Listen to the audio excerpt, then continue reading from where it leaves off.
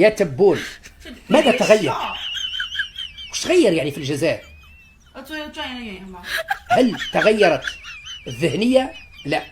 هل تغير الأشخاص؟ لا. هل تغيرت الاستراتيجية؟ لا.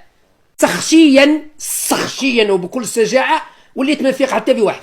وزير فاسد، والي فاسد، قاضي فاسد، محامي فاسد، صحافي فاسد، سيدي اللي كان رئيس حكومة يحارب الفساد لقيناه فاسد راه في الحبس.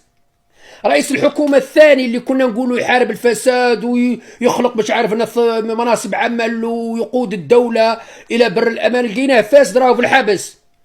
رئيس الحكومة الثالث اللي يقود الجزائر إلى بر الأمان ومرحلة انتقالية ودولة القانون ودولة راه في الحبس. وزير العدل اللي كان ديني ويني، وزير العدل في الحبس، مدير الأمن في الحبس، قائد الدرك في الحبس،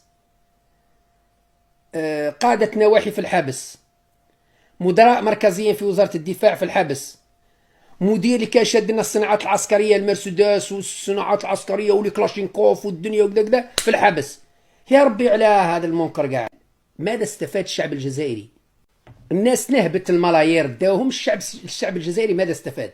ماهوش شبعان وماهوش مكسي وحفيان، لا صبابط لا سراول لا لحم كونجلي. الشعب الجزائري مش لاقي وش ياكل، الشعب الجزائري مش لاقي وش يلبس.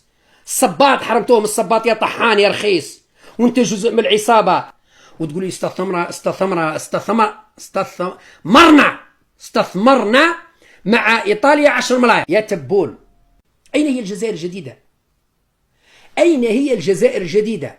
رمضان الجاي ناس يخرجوا لكم عرايا سبربوحي بلقلوقي ما كان والو، لا ماكله لا شراب لا صبابط لا سراوله ولا بعد كيقول لك استثمار وعلاقات جزائريه ايطاليه وكذا.